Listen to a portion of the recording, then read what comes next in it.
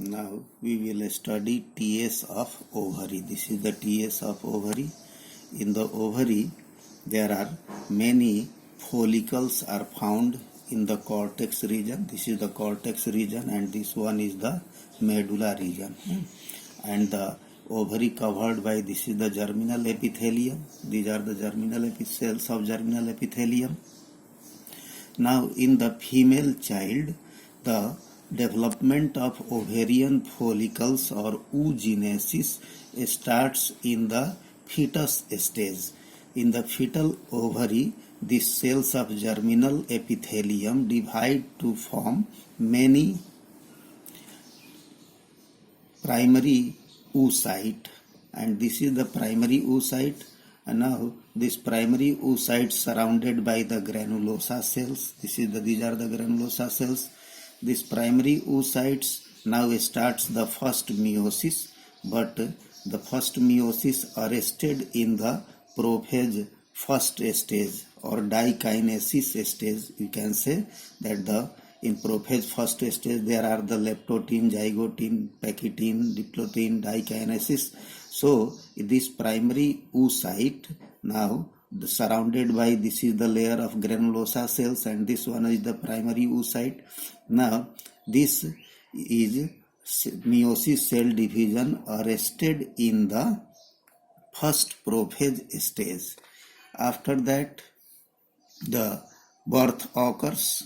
From the birth to puberty, this is the resting phase or growth phase, we can say that. Now after that, when puberty comes, now this primary follicles starts to develop.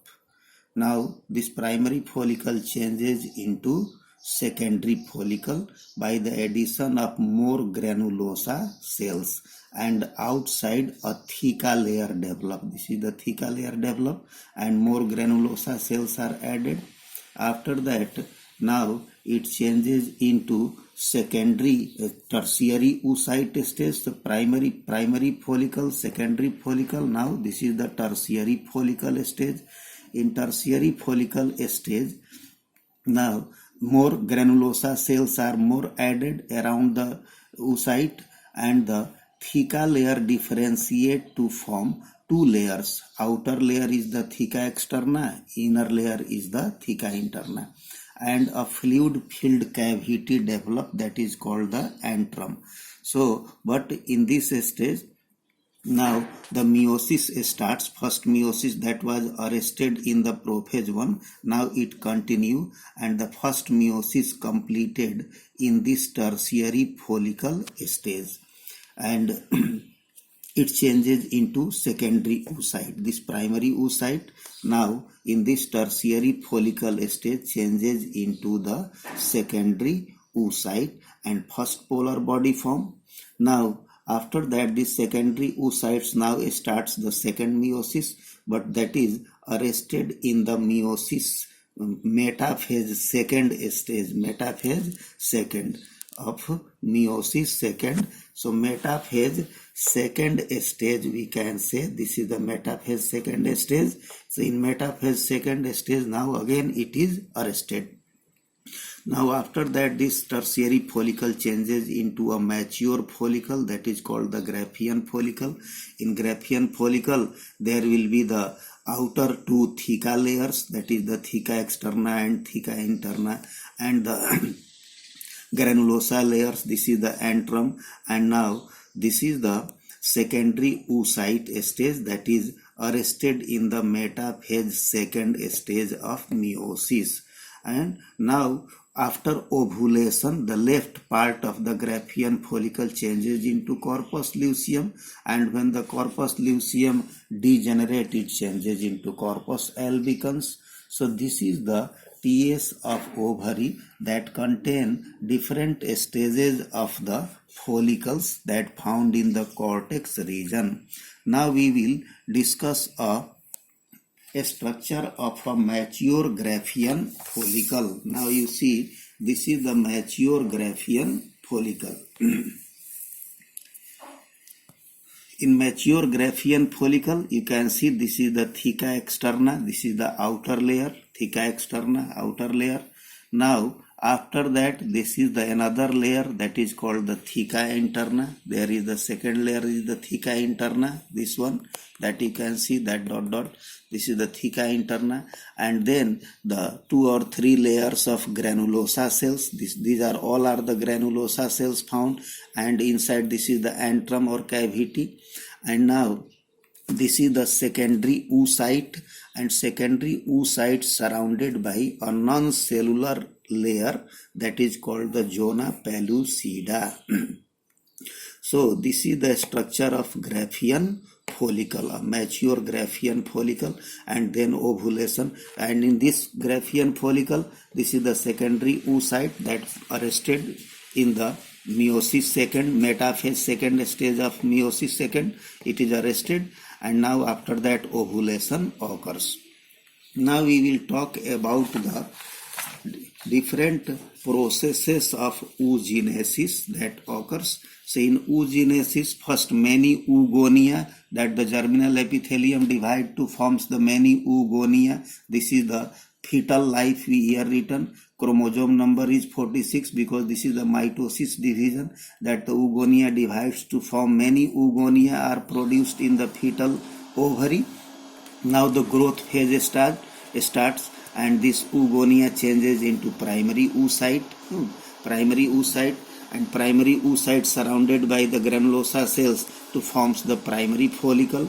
Many primary follicles found in the fetus ovary, and the meiosis first meiotic division started, but it is arrested in the prophase 1 stage. Now the birth occurs.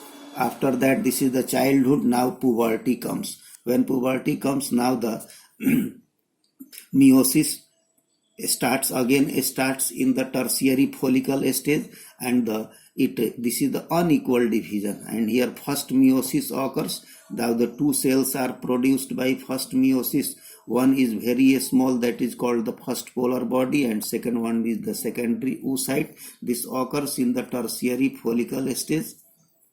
After that, this tertiary follicle changes into Graafian follicle. Then Graafian follicle, due to ovulation, the secondary oocyte comes out from the ovary and now enter into the oviduct. And during fertilization, when the sperm enter into this ovum, it starts the second meiosis. Actually, second meiosis already started but arrested in the metaphase second stage.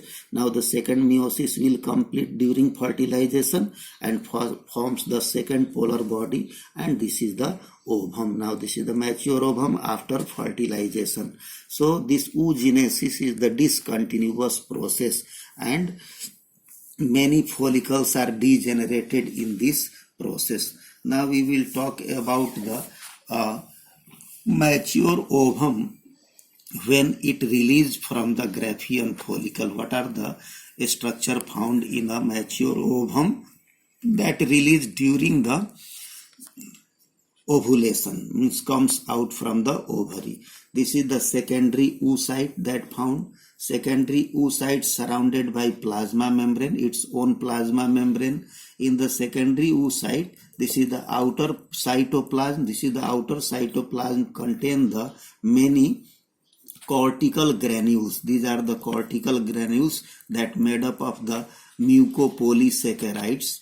So many cortical granules are found in the outer cytoplasm, peripheral cytoplasm in the secondary oocyte.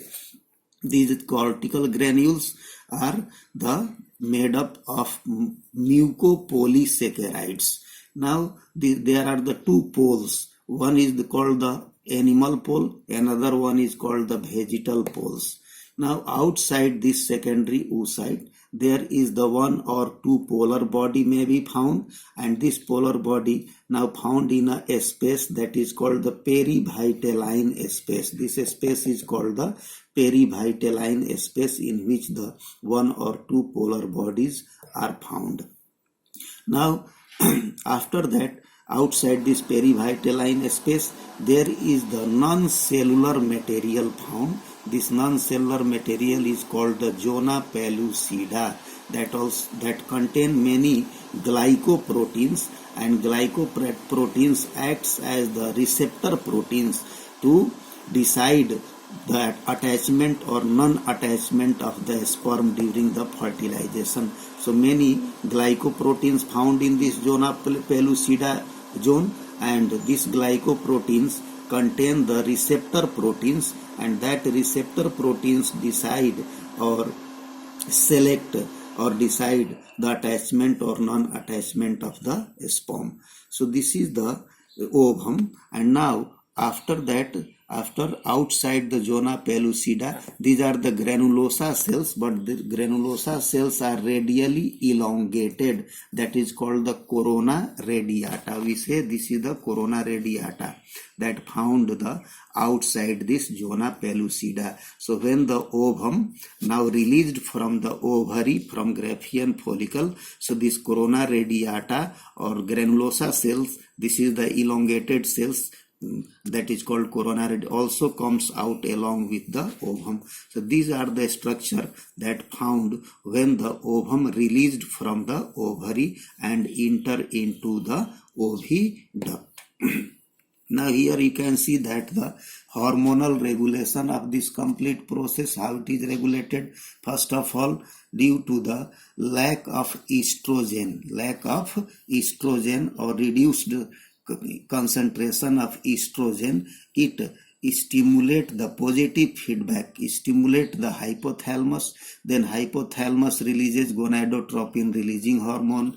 Gonadotropin releasing hormone stimulate anterior pituitary. Anterior pituitary releases the two gonadotropins, that is the LH and FSH. FSH responsible for the development of follicles, that primary follicle changes into secondary, tertiary, then Graafian follicle, and during the follicular development, the granulosa cells during the follicular development, like secondary follicle, tertiary follicle, Graafian follicle, the granulosa cells found around the oocyte secretes the estrogen hormone. So estrogen hormone is responsible for the development of female secondary sexual character as well as the lining of endometrium. So these two gonadotropins, LH and FHS, secreted from the anterior pituitary gland and acts in the ovary. That FSH responsible for the development of Graafian follicle, and while follicle develop, the granulosa cells releases estrogen hormone also. And now LH, in the middle of the menstrual cycle, the amount of LH is very high, so estrogen is also very high. So due to the high concentration of estrogen and LH, that the rapid growth of Graafian follicle occurs, and then ovulation occurs due to the rupture of Graafian follicle. And this high level of LH at the middle of the menstrual cycle is also called LH surge. So due to this high level of LH and estrogen in the middle of the menstrual cycle, ovulation occurs. After ovulation, LH also changes the left part of the Graafian follicle into corpus luteum. Then corpus luteum starts the progesterone hormone, means the estrogen secreted from the cells of granulosa and progesterone secreted from the corpus luteum. Progesterone also take part in the formation of endometrium. Now due to the high level of estrogen, it causes the negative feedback and inhibit the function of hypothalamus. Likewise, the high level of progesterone also inhibit the function of hypothalamus. This is called the negative feedback. So these hormones, estrogen and progesterone, shows both negative and positive feedback.